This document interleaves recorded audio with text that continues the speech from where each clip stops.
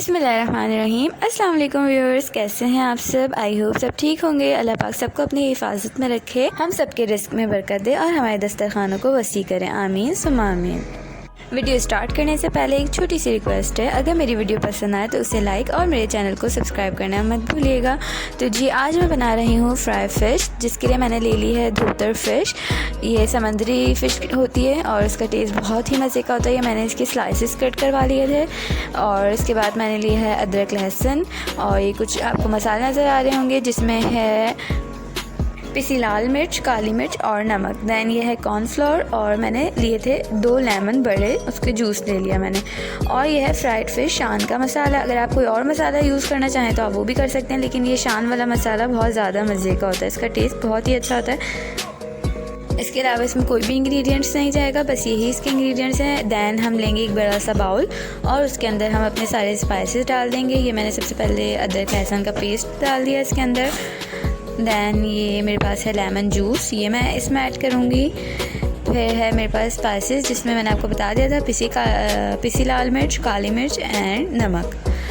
तो ये वाली सारी चीज़ें, और ऑयल हम डालेंगे इसमें थोड़ा सा, ताकि जो हमारा मसाला है वो फ़िश के साथ अच्छे से मिक्स हो जाए।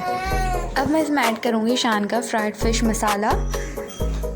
तो इसके अलावा फिर हमें, अगर हम ये मसाला लेना तो किसी और भी स्पाइस की ज़रूरत नहीं होती।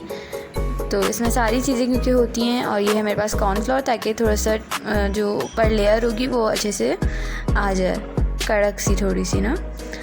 तो ये मैंने ऐड कर ली हैं सारी चीज़ें। दैन हम इसको अच्छे से मिक्स कर लेंगे सारे मसाले को। ये अभी मसाला डाल रही हूँ मैं, ये आप अपने हिसाब से डाल लिएगा। और नमक चेक कर लिएगा, नमक इस मसाले में होता है तो इसलिए नमक आप अपने हिसाब से रखिएगा। अभी विंटर सीज़न है तो विंटर में तो फ़िश बहुत ही खाई जाती है, लेकिन वैसे भी हम लोगों को खानी चाहिए मंथ में एक बार या फिर एक वीक में एक बार, क्योंकि फ़िश में ओमेगा 3 होता है और ये हमारे हेयर्स के लिए, आइज़ के लिए, नेल्स के लिए बहुत ही अच्छी होती है फ़िश। तो फ़िश को भी अपनी नॉर्मल डाइट में ज़रूर शामिल करें और छोटे बच्चों को भी लाजमी दिया करें अगर छोटे बच्चे हैं तो, क्योंकि इससे आँखें तेज़ होंगी उनकी, आगे चल के कोई प्रॉब्लम नहीं होगी। आपने अच्छे से सारा मसाला मिक्स कर लेना है। अच्छे से आप देख लें, इस तरह से मैंने मिक्स कर लिया है सारा मसाला। अब हम इसमें फ़िश ऐड करेंगे एक एक करके, ताकि उसमें मसाला सही से लग जाए। इस तरह से हम फ़िश इसमें डाल देंगे। फिर मैं इसको अच्छे से मिक्स कर लूँगी। ऐसे आपने हाथ से मिक्स करना है ताकि मसाला ज़्यादा अच्छे से मिक्स हो, फ़िश में अच्छे से लग जाए मसाला। और दैन हम इसको मैरिनेशन के लिए छोड़ देंगे।